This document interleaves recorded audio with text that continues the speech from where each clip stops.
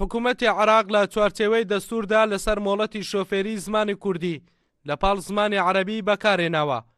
بەڵام تا ئێستا لە هەرێمی کوردستان مۆڵەتی شۆفێری زانیاریەکانی تەنها بە زمانی عەرەبیە و زمانی کوردی لەسەر نییە.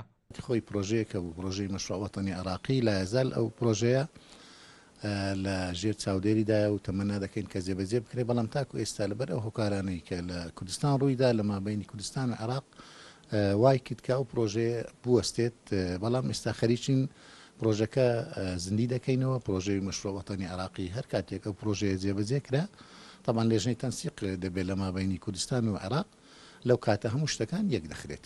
نووسەر و ڕۆشنبیری دیاری کورد ممتاز حەیدەری لەسەر جیاوازی لە زانیارەکانی مۆڵەتی شۆفێری لە عێراق وەرێمی کوردستان نیگەرانە و دەڵێت دەبوایە لە هەرێمی کوردستان زیاتر بایەخبەن پرسە درابوایە و زمانی کوردی خەمی لێخورابانەک پشتگوێ بخرێت. مەسەلەی زمانی کوردی لە بەرنامەی جوولانی و ڕزگاری خوازی کوردیدا لە بیستەکانەوە تا ئەمڕۆکە نەبوو کارێکی گەورە، چونکە زمان بربڕی پشتی نەتەوەیە. بۆیە کە کۆمەڵک هۆکار و سەرەکی و ناسەرەکی هەیە لە کارکەمە حکوومەتی عێراقی با بڵێن لە بەغدا سەردەمی حتا عەبدوڕەحمان عارف و عەبدوسەلام داگاتە باسیەکان مەعدەکەی بەربەرکانی زمانی کوردیان کردا.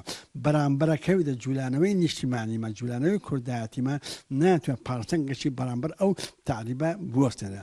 بۆیە کە تا حتا پاش ڕوخانی سەدامیش مەعدەکەی یعنی ئەو دیاردە تا ڕادەیەک و زەر ماوەتەوە مەعدەکەی ئەویان نەکردە، یعنی پاش ئەو شوێنەوارەیان نەستێتەوە. پەرلەمانی کوردستان لە دانیشتنی ئاسایی ژمارە 9 ڕۆژی 29 تشرینی یەکەمی 2014 یاسای ژمارە 6 زمانە فەرمیەکانی لە هەرێمی کوردستان دەرچوان. لە یاساکەدا هاتووە کوردی و عەرەبی دوو زمانی فەرمین لە سەرتاسەری عێراقدا.